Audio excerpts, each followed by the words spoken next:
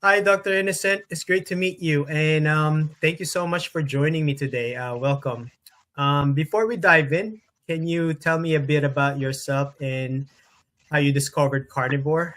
How did it all start for you? Yeah, thank you so much, Joseph. Thank you so much for inviting me to the Hungry Mind journey at your channel. I'm so delighted, and as usual, when I get such invites to tell people about my story and how I found Carnivore and how Carnivore has changed everything around my life and around my family, I'm always excited to share my story. My name is Tumuthindi the Innocent. I'm a public health dentist from Africa, East Africa, and I live in Uganda. Um, and of course, before I found Carnivore, I was living life like any other. And of course, after some time, when I went to the dental school, that's when we came to learn that you have to be careful with meat. Meat is dangerous. You can only have meat once in a while. And just like any other person, most of us, I was brainwashed and I knew that plants are the real thing. Um, and I mean, I didn't know explanations to so many things about why diseases happen. What they taught us is that they are the microorganisms which cause diseases. And of course, we knew a little bit about lifestyle also. Once we eat food like meat and fall sick, but I didn't know that. I mean, other than that, is nothing else which I knew. Up to when something happened to my daughter, who is now 12 years in this year of 2026. And I mean, sometime back, she, a little bit of history, when she was born, she was underweight and she actually didn't breastfeed because the mother didn't have breast milk. Then we didn't know. It took us about 1 month to figure out that actually there was no breast milk. And then we started her on cow milk, and that is what raised her. Then after some time, she would complain about abdominal pain, and then it took a long time, and then abdominal pain progressed to something else. She developed things like anemia, and then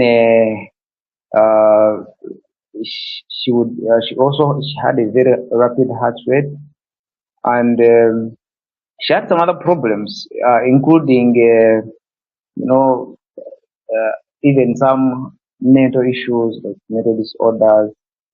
But then also something later on happened, which is asthma. She developed asthma, and when she developed asthma, I I was not shocked really that much because even my late father had asthma, so I thought that this one runs in the family. But then what changed everything is that asthma would not respond to the inhaler which they gave her. Despite using the inhaler, she would still choke, she would still fail to breathe.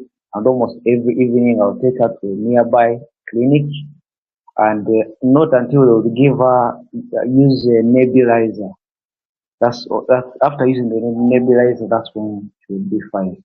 So, because she couldn't, and this kind of attack, the asthmatic attacks, would only happen after she has eaten something. Now, please note that before she would eat the foods, and she had no issues with them, apart from, I mean, abdominal pain, which we didn't know the cause. But after some time, I think when her gut got serious issues, every time she would eat any plant, be it avocado, be it a sweet banana, be it pumpkin seeds, whatever she would eat, for 30 to 40 minutes after, she would get asthmatic attacks. So when I realized that the nebulizer cannot help her, I started looking for answers. And then when I went to to YouTube and I tried to find out, what natural remedies, because I was not interested in using Western medicine because I know that once this I mean, in the first place, the inhaler was not working. Nebulizer was the expensive part, and again, every evening going there, it was becoming too much, and I thought she was going to die. So when I sought for answers, that's when I learned about the carnivore diet. And soon after, I initiated her on a carnivore diet, and I also myself started doing the carnivore diet because I also had some issues. Uh, One of them was weight. My weight was higher than my joints could handle, and also I was worried that if at all meat gives her issues, then I'll not know how to help her. But I thought that if I eat meat together with her, if I eat exactly what she eats, then I might have an idea of what is going on in her body. Because at heart, like I said, she had mental disorder. Uh, she had mental disorders and she would not explain some things properly. So I knew that probably meat would give her issues and she wouldn't communicate. So I decided to do walk the journey with her. So that is how I found Kanye. Wow. I really appreciate how very how thoughtful you are about this. How long were you doing the research for carnivore before you tried it with your daughter and yourself? I probably did it for about,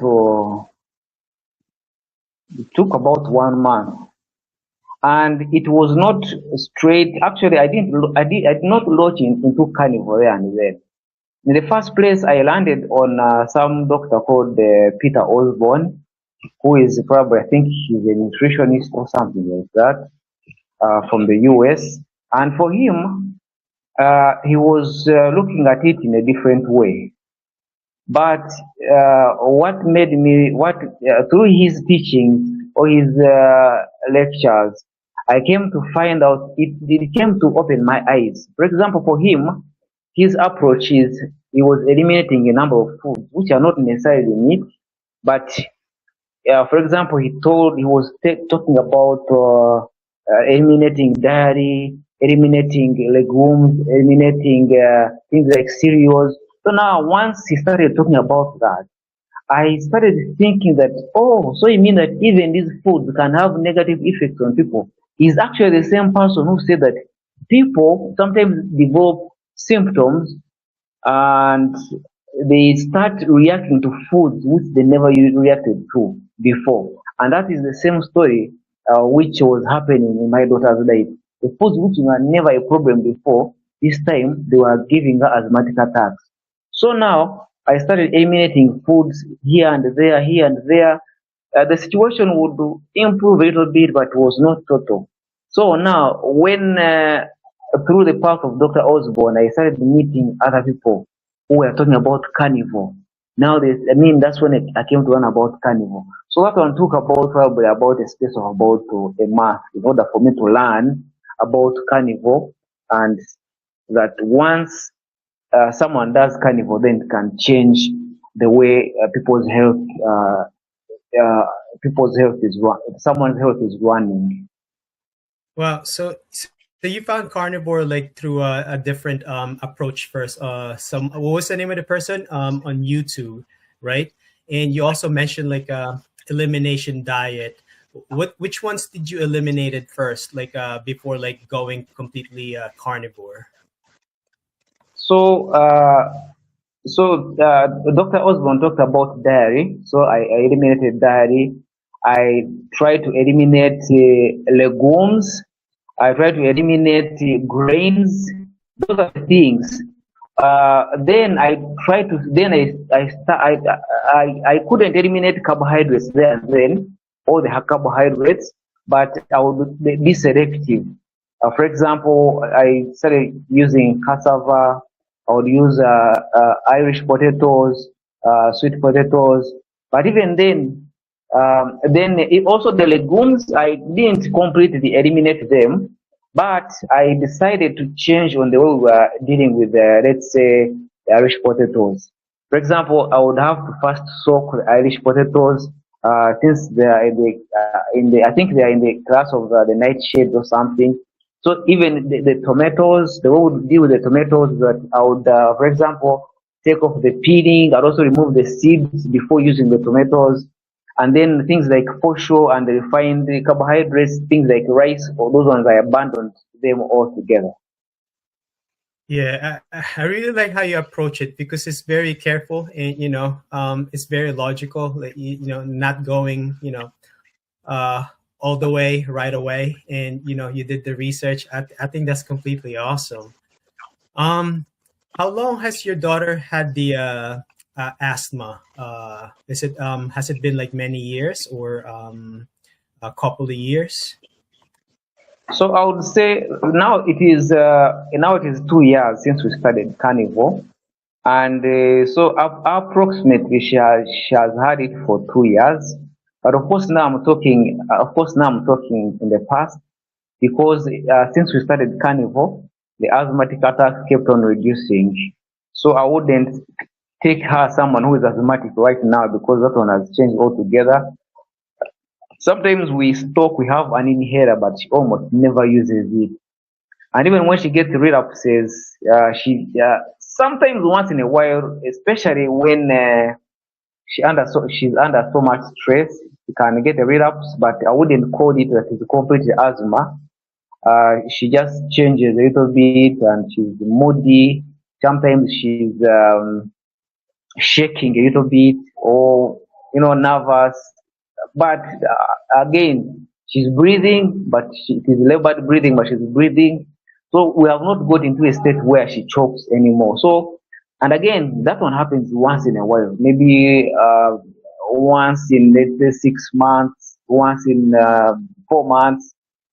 But again, it is always a light thing. So basically, as time goes on, she keeps on getting better and better. So to answer your question, it has been 2 years since she was diagnosed with asthma, but since then she has been getting better and better. That's amazing. Wow. How quickly did you notice the changes? Like, cause I know you mentioned, she was having like episodes and like attacks. Like, if she eats like specific fruits and veggies.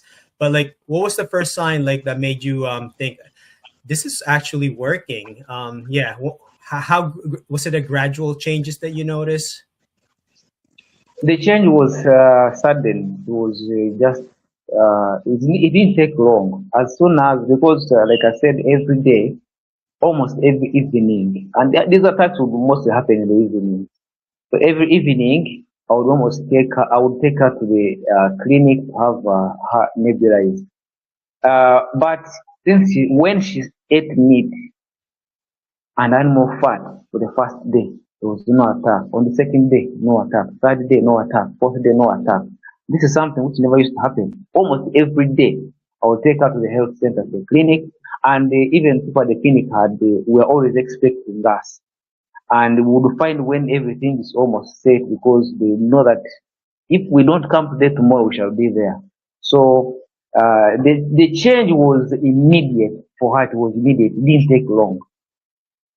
That's amazing. I'm really curious because, as a practicing dentist, what was your view on nutrition before carnivore? Because I know early on you mentioned about, like meat, we cannot consume this too much.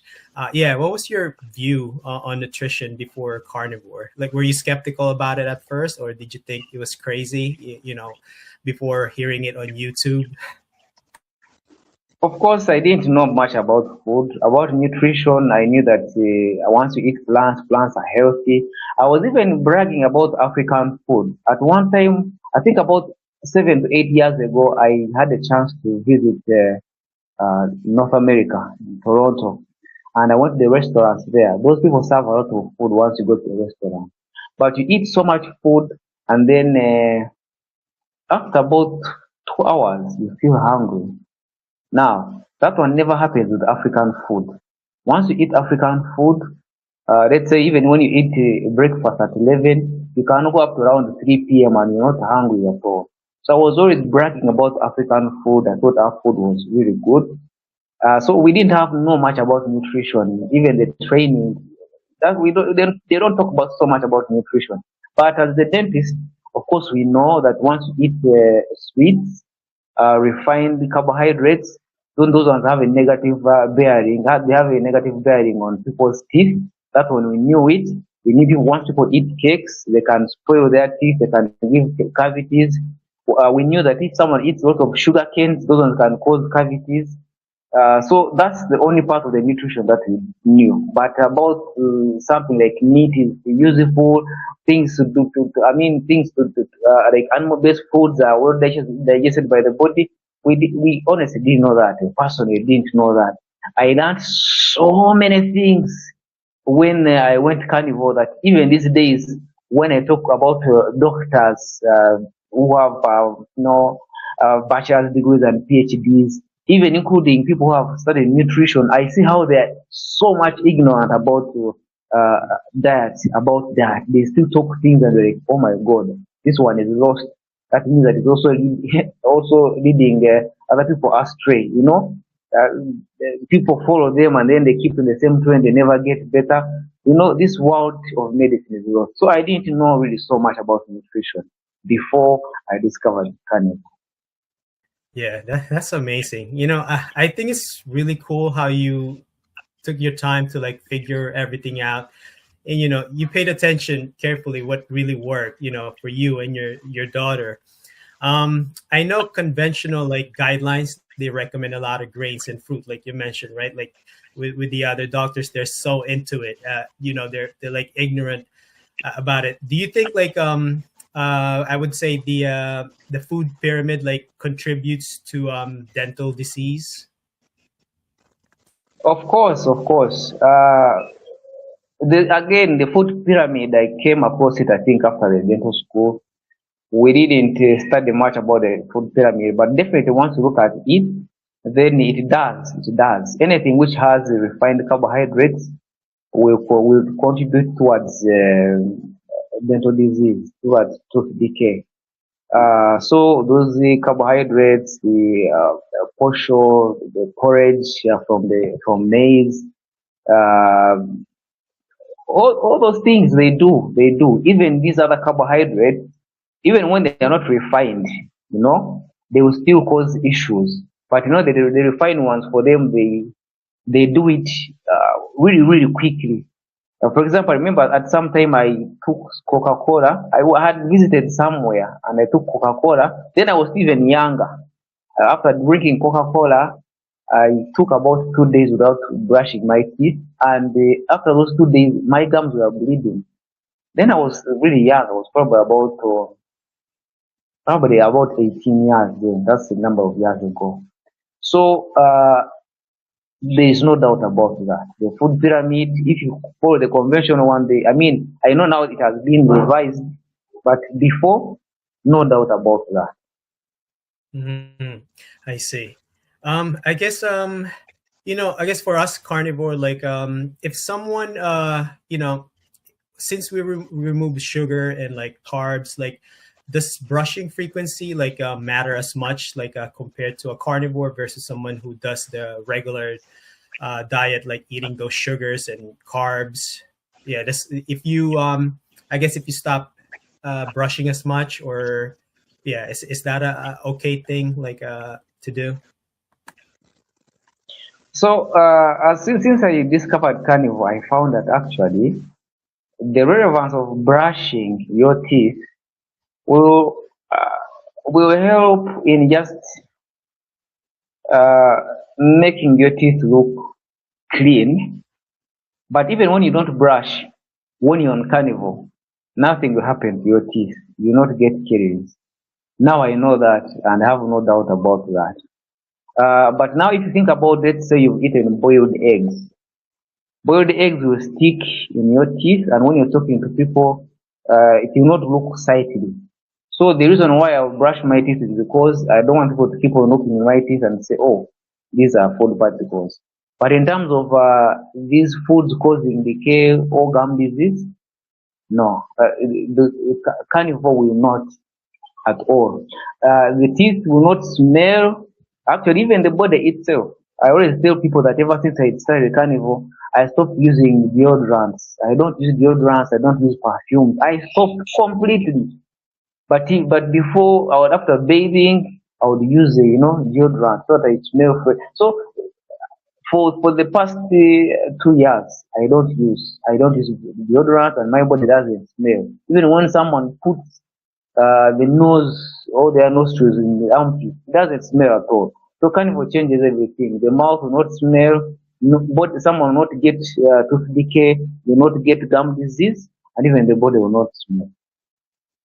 Yeah, I feel like that's really the awesome thing about carnivore. I'm fully aligned with that because yeah, I don't brush as much now with carnivore, and you talk about like deodorants, like I don't use them. Um yeah, just like the whole brushing thing, but I still do like flossing and mouthwash, but brushing not as much. But and I heard a lot from a couple of carnivores, like doing the same thing, not brushing their teeth, and they're still feeling refreshed. I think that's the best thing about carnivore. Yeah. Of course. Before going carnivore, what was your favorite food? Well, it's African food. For me, it was Irish potatoes. I don't know how, whether they call them the same way where you live, but Irish potatoes and the other variants of Irish potatoes like fries. Then of course also some little bit of sweet potatoes, things like pumpkins, and then in the legumes, I enjoyed so much what you call the cowpeas, and also fresh beans. Those were my favorites. Then of course meat. That is something which we ate occasionally. I still like meat, but for the most part, we're eating. I was eating those other foods. Those were my staples basically, and of course milk. Yeah, milk is somewhere there. We don't treat it as carnivore, and again, it is not plants. But I also used to take milk a lot, almost every day. Wow. Yeah, yeah. I think yeah, they said that milk strengthens teeth and bones. I think that's why, it's part of the conventional approach, right? Um Looking back at the start of your journey, like did you had like any doubts about carnivore before starting it, like with your daughter and yourself, like did you ever had a moment of doubt before trying it, like something was not clicking, maybe felt like we're risking something, but you waited long enough to see the result. Did you ever had a moment of doubt? Yes, I had moments of doubt because I mean, when I first heard about carnivore, I did not believe the carnivore coaches. I didn't. But when I went through the comment sections, then I didn't know so much about YouTube. I didn't know so much about the comment sections. But somehow, because I was researching and I knew that my daughter's life depended on this, when I looked in the comment section, those were convincing. You see, when we entered the lockdown during COVID, that's when I got closer to YouTube. Then YouTube was not my thing really. It was not my thing, but during the lockdown, I came closer to YouTube, and then I started finding out, Carnivore. This one says this one says this one says this. I listen, but and I thought that okay, these are people maybe who are trying to make money or they are whatever. I don't know the gimmicks that they are doing. But when I went to the comment section, it was so convincing, and you would see so many comments. Someone even has like 400 comments, and you find that of the 400, about 350 are positive, and maybe actually even more than that. Let's say 370, those are positive comments, and the rest are negative. And I'm like, oh, there's no reason why people should waste their time talking about defending something for no reason. These are very, very many people. There's no way they can be wrong. So from one coach to another, because there's a number of them that I listen to. After Peter was born, I discovered others, people like Dr. Eric Westman, someone like, yeah, a number of them. There is. A number of them, I can't just speak all their names, but there are quite many, including even Professor Ben Dickman. He's not 100% carnivore, but he realizes the power of carnivore. There are so many others. So when I would go to them and I see the comments would be consistent. People talk about weight loss, they talk about psoriasis going away, they talk about all sorts of things, you know. So then I said, and after all, I knew that in case I do nothing, my daughter would die. So I had nothing. I saw that I had nothing to lose.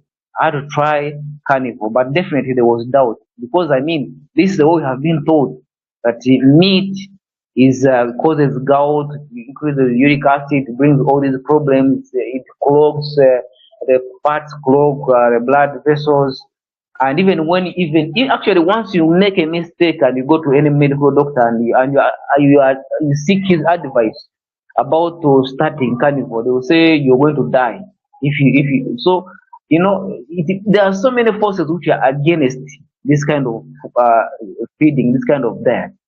So I had doubts, but I did it anyway. I tried it, and I'm glad that I tried it because it has given me results. Yeah, that's really awesome. Yeah, I mean, the YouTube comment section, yes, filled with yeah, both positive and negative comments. Yeah, I pretty much agree with that whole thing. Um, Dr. Innocent, what does a typical day or week of eating look like for you and your daughter? Do you guys pretty much keep it consistent, or do you switch things up? Maybe you can walk me through how you guys have planned eating throughout the week or maybe throughout the month. So our food doesn't change so much. Personally, mine change because I travel a lot, and when I travel, sometimes I don't find the food which I really want to eat. But for my daughter, it's a little bit more consistent. In my at my house, I have a chest freezer, and I usually have beef and pork. Then I also have eggs stocked. Then I have also cow ghee, and I have tallow. Those are the fats which I usually use. I also have pork fat, which I buy from people who there are pork joints in Uganda. There are places you can go to, and then you find these are people who grill pork or sometimes fry it and sell it to people. So they usually have this fat which comes from the pork. So I also buy that and I also take it home, and that's what people use. In case they want to fry, they use the pork fat. But as far as the tallow and cow ghee, that one is what we usually use. We eat, I and my daughter. We add it to the food, we add it to the soup, and depend. That's what we use. That's what we eat. So for her, it is usually eggs or beef or pork, and she knows how to do it herself. Even the mother also helps out to cook. Sometimes we use the air fryer. Yeah, but for me, I move a lot. But usually, even when I move, at least I move with the cow ghee. Even now, I moved. I'm almost like halfway away from my. I'm about to let's see. I'm about to five, almost. Let me see, about 4 hours. I'm about 4 hours away from home. But even where I am, I have cow ghee. That one I always move with it. Even when I fly out of the country, I make sure that I move with the cow ghee. Then the other food, sometimes I go to places where I can find a chicken or grilled pork, grilled chicken. Those are the easiest foods to find when I'm moving, when I'm traveling. It's difficult to find beef um, because most of the beef is cooked and fried with, cooked seed oils and all sorts of things. So I usually don't go for beef unless if I have a chance to buy, let's say, raw beef and I cook it myself where I am. Once in a while, depending on the conditions, I buy some beef and I eat it raw. I just slice it, add salt, and then eat it raw. So and it works out very well. So that is basically what I usually eat. For me, when I'm traveling, when I'm home, I eat the normal food that my daughter eats. That's what we have in the freezer. Sometimes we buy chicken, like raw chicken, and prepare it. Sometimes with fish, but that is occasional. For the most part, it's beef and pork and eggs with animal fat, because I usually take lots and lots of animal fat. Yeah, that's amazing. Yeah, I mean, you guys have a lot of options there. Have you ever done something like, I guess, unconventional within the carnivore framework? Like, I know some people in the carnivore community, they eat the meat raw from time to time. Have you done something maybe similar, or I guess a different unconventional approach? Yeah, I have done that. For example, once in a while, for example, eat sausages. Now I know sausages they have some bit of wheat, but sometimes when I don't have food, I eat sausages. Sometimes I take dairy, not a lot. I have learned how to take dairy, but the condition that it has to be A2 dairy, and it must be raw. And I take about let's say 100 meal in the morning. I can take also 100 meal in the evening. That doesn't happen every day. Then raw meat, sometimes I've taken it and I have no problem with it, but I always want to be sure that this animal has been healthy, because here where I live, there are some people, these butcher men, people who deal in meats, are not always honest. Sometimes they slaughter animals which are sick, and then they sell them to people. So when I am sure, there's because sometimes when I'm going to buy meat, I go to the market, I see an animal, I buy it. After buying it, I take it for slaughter. So when I've bought it myself, I have no second thought about eating raw meat. When I'm not sure about the meat, I don't take it raw. Yeah, but so those are some of the unconventional things which I do. Sometimes I eat some other things called here in Uganda, I call them kebabs. I don't know exactly what is in, but when I ask people who sell them, they say it is mostly meat and eggs. I'm sure there's some other things they add in, maybe like some vegetables. So sometimes I eat them, and it's because I'm on the way and I have no options. So those are the unconventional things I would take as a carnivore. Once in a while, you can eat cake, but this cake will only happen when, let's say, it is my daughter's birthday, or we're having something like a party where I'm heavily involved. I just eat a small piece of cake. So I would say that I'm about to 99% carnivore. That's what I would say. And that's how far I can go in being unconventional as far as carnivore is concerned. I see. Yeah, that's really awesome to hear. Um, is there anything hard about being carnivore? Like, for me, social gatherings with family and friends, also travel, going on trips, and the cravings in the beginning. But what about for you? Is there anything hard about being carnivore? Or did you face like skepticism with colleagues, friends, and relatives? Yeah, that social bit is always true. There's some time back, a number of months ago, I joined my friends. We used to go to school together, and some of them knew that I was carnivore. And when they saw me, they say, "Oh, the lion has come! The lion has come!" So, and then of course, then I had talked to people who are organizing, and I told them, "You see, I only eat meat."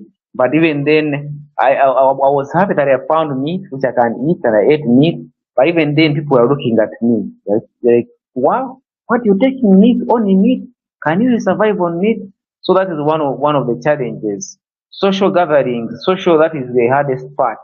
Then also the other part is that sometimes the meats are tough. At first, of course, it was tough. It was more difficult. So many obstacles. I mean, the cost of buying meat was challenging. So many things I had to put in place. Meat would be tough. But let's say boil for meat for even about 1.5 hours and still remains tough. And you're eating meat. Let's say if you buy an animal and then you find that that animal is tough, it means that you're stuck with it for a long period because you not finish that animal in a week. It probably take about months finish it. So it would be very, very difficult like, to chew and has a bearing on the teeth. Remember when you go carnivore for some time, there's a time when even the teeth become almost like wiggly, they like shake a little bit, or gums even get painful. There's that time. So that was that beat. Also, the issue of the cost. Meat keeps on going higher and higher. So those are some of the challenges I found with the carnival. But as I progress, I'm planning, and these things keep on changing. For example, recently I bought an electric meat grinder, and now I can grind all the meat that I want. I don't have to worry about eating very, very hard meat. I mean, if it's ground beef, then anyone can eat it, including someone who doesn't have teeth. So I keep on finding solutions. Of course, at first, there was this problem of dehydration, having low strength, then cramps, joint pains, muscle pains, all sorts of things. It was too much. I would have to always take water with the salt every day, every day, every day. But let alone after 2 years, I almost life went back to normal. I almost never take salt. I almost never take electrolytes. I just take normal food. I salt normally. Everything has actually gone back to normal. So far that is my journey. That's how the journey has been with the challenges related to cancer. Yeah, that's amazing. Yeah, and it's really great to hear that. I know. How about your daughter? Like, have she encountered like challenges of being carnivore, maybe in her school or her peers?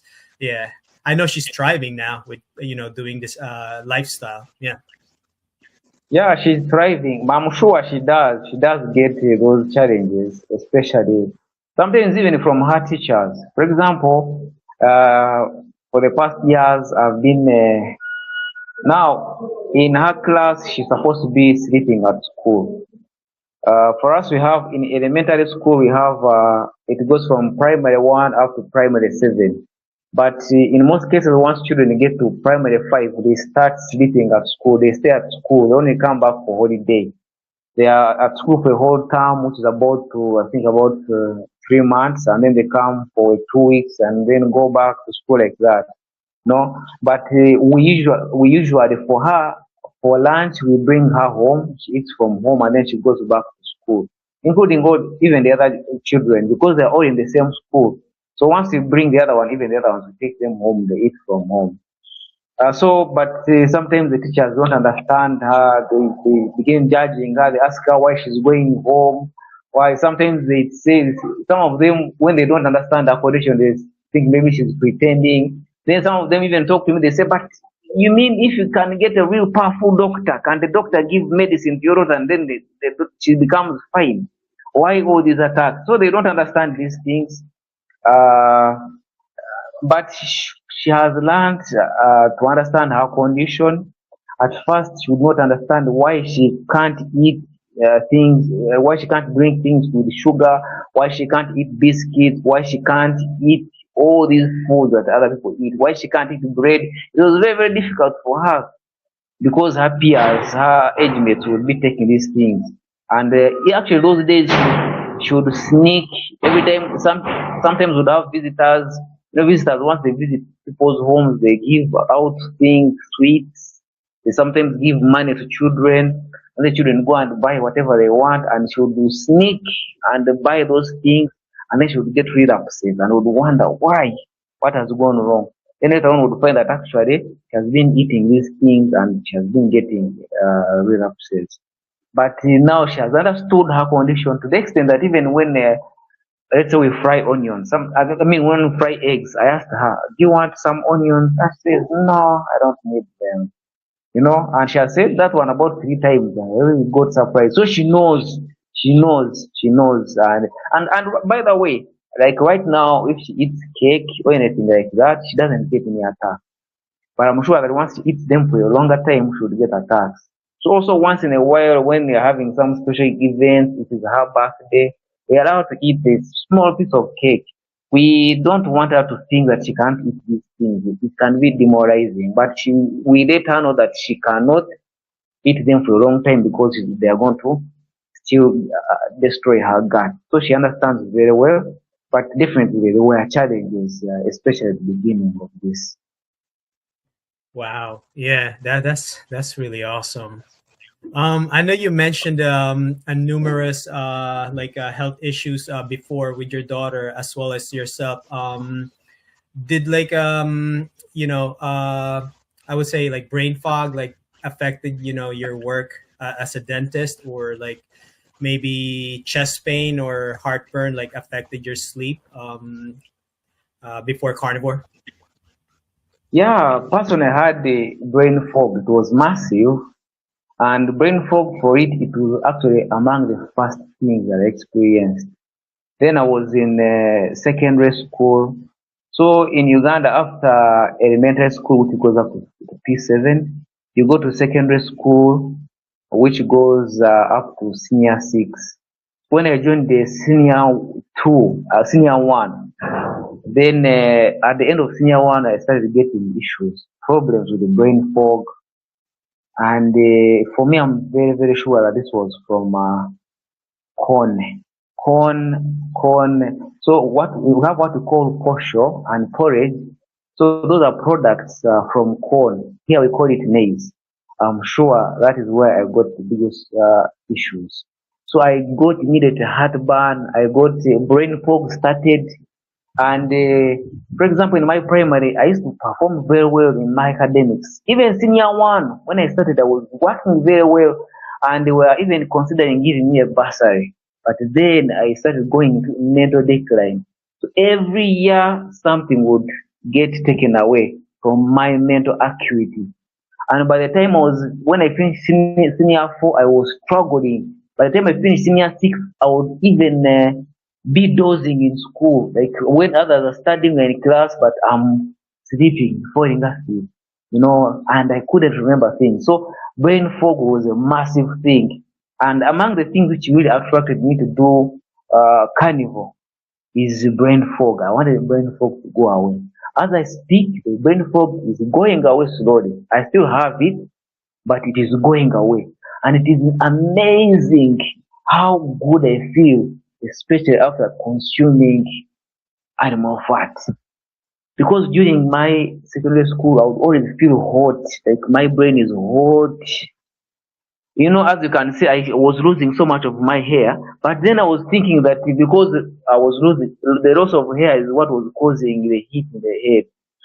But when I started taking animal fat, then I would feel cool. I feel as if some cold air is blowing through my brain, and my brain started getting quiet and calm. So that is how amazing Carnival has been.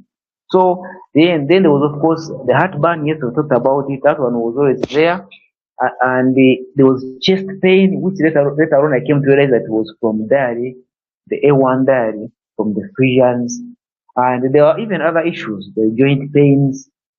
There was uh, uh, in medicine, in medical terms, we call it oral candidiasis. So it is more like candida infection, which can be seen on the tongue. My tongue was white for a long time, and I took all sorts of medication, but was not getting better. But with the carnivore, it cleared. Then I was having issues with the urination. When I would go to pass urine, I would feel as if something is biting. It's biting me. Here in Africa, have things like red ants. The red ants, they can, when you stand in a place where there are red ants, nothing happens. They first climb, and when they get to near where the private parts are, that's when they bite. So I would feel like something's biting me when I was with the person urine. That one disappeared. So many things changed when I conditions. I lost weight from 85 to up to like then I went to about 71. These days I've been gaining the weight back, but now I think I'm probably around the 74, which is still okay. And I know that this weight gain is due to lean muscle mass. I am very, very sure that it's not due to fat, because you can see from my face that I lost fat, and it is very, very difficult for me to maintain fat. Very, very difficult to gain, fat back. But the weight, I know I got some bit of it back. So yeah, that's it about some of the conditions. I would have first go to my list and recite it. Some of these things I have started forgetting them, but yeah, there was so much about so much change about my health when I went Carnivore. Yeah, it's really amazing, hearing those changes, like, especially like hearing it from a medical professional. Yeah, that's really awesome. If Yeah. you had to describe the impact of carnivore in your life, what one word would you describe it and why? I would say this is something which is truly life changing. It turns everything around. And I like telling people that now I have started changing my life, my way of living, and this is now based on Carnivore.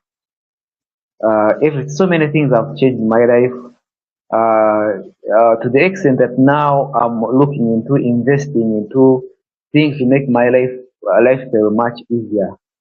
Things like investing in even rearing, let's say, animals and birds, things in processing milk to have butter of my own, or maybe even cow ghee of my own. But sometimes I don't have to buy. Sometimes I can use my own, uh, food for my own initiative, and also look forward to also helping people to do carnival, because very many people are sick, but they don't know that carnival can help them. But even when they know, it is very, very expensive for them. So I'm looking forward to a time when I'll be able to assist people, even build a facility whereby when I see people and I know these are terminal cases, I talk to them. I say, come to my place. Maybe I'll build like dormitories or something like that. I bring them and give them at least a start. Let's say host them for about 6 months, feed them, and once they see that they are getting better, I talk to their families to support them. So that is what I'm looking at. Carnival has helped me, and I feel like have a debt to help other people. Well, I really want people to learn about this. I hate uh, the idea of people spending so much money on medicines which will not heal, because we know that these medicines, where people just take them and they are maintained in a state of sickness. They don't get better. They are just maintained in sickness up to when they die. And I want to see that one change, especially in my community in Africa where we live. I want to see that one changing. And I know with the time we are going to achieve this. Wow. Yeah, I fully agree. Um, Knowing what you know now about carnivore and the nutrition side of it, if you can give an advice to someone, starting carnivore, and they see that you're thriving with it, and your daughter, and they have a similar issue. They also have a son or daughter that has battling some health issues, but they're very skeptical about it. They think they're gonna get heart problems or other health issues. What would you tell them? I would definitely tell them, I would tell them my own testimony. I mean, what has happened to my daughter, but I still encourage them to try carnival, give it time. Because the good thing about carnival is that no matter the situation, if someone, let's say, goes strict carnival, even in a space of 2 weeks, they have seen an improvement. It's not not everything is going to improve in a short time, but at least within a short time. For example, someone who is taking medication, they will see that they don't need uh, the whole dosage. At least the dose is going to reduce.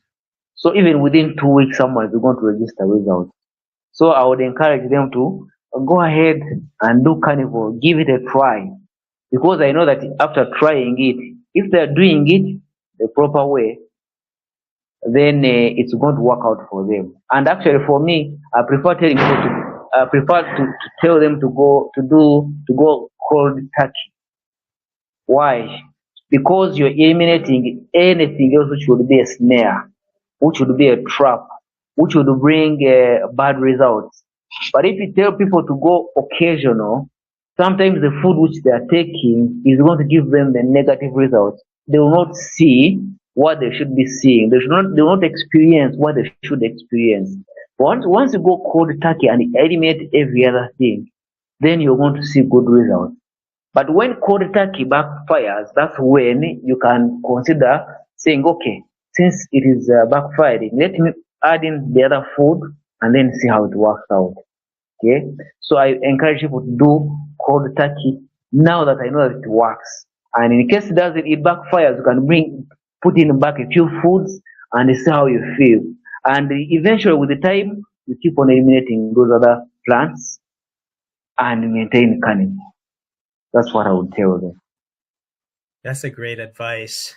I just want to bring back this question. I missed it from earlier. Did you had any assumption what was causing your the root cause of your daughter's health issues before before learning about carnivore? Like, did you think it had something to do with the food already, or maybe stress in life in general? Yeah. No, I had no idea. For example, like I said, the first time it was abdominal pain, but I had no idea. I completely had no clue that it had anything to do with food. It is later on that I connected dots, and I highly suspect that for my daughter it was milk, which she started when she was about 1 month old. Then when it comes to asthma, I also had no idea that it was food. I had no idea. I thought that this is something which runs in the family. Just like I said, my father had asthma. So I thought that maybe among my children, she is the one who has the genes and she has developed asthma. I knew it is something which is genetic. I had no idea that it is food. But now we have come to realize that actually even the genes don't lead the way. They don't. It is food which comes in first, and once you eat the improper human food, then the genes express themselves. They cause all sorts of problems when you're eating the wrong food. But once you're eating the right food, the genes will never cause any issues. Yeah. Very nice. How do you see carnivore in the next 5 to 10 years? Do you see carnivore in the positive light or in a negative light? Do you see like more people joining in the community? Because a lot of people are seeing a lot of healing, right? And at the same time, maybe the current medical approach does not like it, and they would, censor. Maybe they would falsify information, or maybe meat prices going high. Or do you see a little bit of both? What are your thoughts? I think that definitely if you talk about the meat prices, those ones will go high because the demand is going to go high. At least most people now know that meat, people are coming to know that meat is important and they are incorporating it in their diet, only that they are not giving up plants as well. But I think that the doctors have nothing to do about this because carnivore is exploding. People are embracing carnivore. I've talked to people, and a number of people are changing their lives. Actually, today after this recording, I'll be having another one with TikTok, and I've invited a number of people who are. Some of them have started the carnivore in a way. Others are changing their lifestyle because they know that plants are causing problems and meat is healing. So this information is going out into wild. My own mother is now doing carnivore and is She's almost, I think, almost 76. She has been walking with a stick, but I'll tell you that ever since she started carnivore, sometimes she forgets to move with her stick. She moves a few yards, then she remembers, oh, I forgot my stick. And that one is amazing because then she was always surviving on a pain medication every day. She's taking ibuprofen, she's taking medicines like uh, vitamin B complex, these medicines which they like giving to elderly patients, to restore calcium in the bones, pain medication. Those are things she was feasting on each and every day. But these days she no longer goes for those medicines. She's being carnivore. I also so many things, so many people now once these people get to know carnivore, they talk. I found in my village where my mother lives, she talked to the people of the community. Now they know she uses carnivore. So this information keeps on spreading and spreading and spreading, and it's going to be too late for the doctors to stop it. It's impossible. The food pyramid has changed, and once US changes something, you can be sure that even the rest of the world are going to change. And people will begin wondering, why have they changed the food pyramid? Oh, it has not been working. It has not been helping people. Things. So the doctors, they have nothing to do. They will have to change the way they are giving their messages. Even the nutritionist, whose message is on the framework of mainstream medicine, their messages are going to keep changing. There's a friend of mine who's a nutritionist. Now, for him, he just chose to embrace intermittent fasting, and uh, and these people were so ignorant. They would say talk about eating fat, animal fat, and then they talk about ketoacidosis. They say once you eat out of fat, it's going to be too much in the body, and then you have ketoacidosis. They are so ignorant, not knowing that ketoacidosis is only going to happen in people who don't have insulin at all, whose bodies like type 1 diabetics, they are the ones who are going to get ketoacidosis. Or some people who are having taking some medicines of diabetes can cause people to get into ketoacidosis. But again, it is the medicine which is causing it. So these people are so ignorant. They don't know about nutrition, but these people are beginning to change. They know, because once someone does intermittent fasting, they are on the journey of lowering insulin. They are on the journey of going into ketosis. So they are coming towards the answer, and eventually they realize that, okay, once you go carnivore, you don't have to worry about these things. You don't have to worry about calories and all what. So eventually they will have no. Actually, the doctors will end up changing their profession. That's what I'm seeing in future, because they will have no. They will have less patients to deal with. It's not going to become so commercial to be a doctor, because of course there are also these people who are addicted to sugar. We know they are going to be there. People who have their carbohydrates. There are people who their genes kind of they might not get all these problems which are common in other people. So those ones might not be willing to give up, plants. But you can be sure that the doctors' practices are going to change. Even the way they practice medicine is going to change. Yeah, very well said, Dr. Innocent. I think it's interesting. You mentioned that you see other medical professionals like changing their careers or something, to something else because they're not going to be dealing with patients. I thought that was really interesting. Yeah. Dr. Innocent, if people want to reach out or connect with you, where's the best place to reach you? Thank you so much for asking that important question. So I am I'm at YouTube, and it is Carnivore Africa. Carnivore starts with a K, and once you go to Africa, it also has a K in the end instead of the C. So basically, Carnivore Africa, you replace the C's with the K's. So Carnivore Africa, that's YouTube. Even on TikTok, I'm there, still Carnivore Africa. And also on my email is carnivoreafrica@gmail.com. And even on Facebook, I'm there, Carnivore Africa, same spelling. So that's how people can reach me. in case they need reach out to me, talk to me, to communicate. Those are the channels. That's excellent. I'm going to make sure to post all of them in the description so people can reach you. Dr. Innocent, thank you so much again for joining me today. I really enjoyed hearing your carnivore experience and your journey with you and your daughter, the whole family, including your mom also. I really appreciate you taking the time to share. Thank you so much, Joseph, for having me. And I had some chance to look through your channel, the Hungry Mind Journey, and you're having all these interviews. And just know that this is something which is life changing. Please keep on the same road, keep helping the people, because in the future, these are the videos that people are going to they are going to base medicine, they are going to base curricula and things like this on such videos.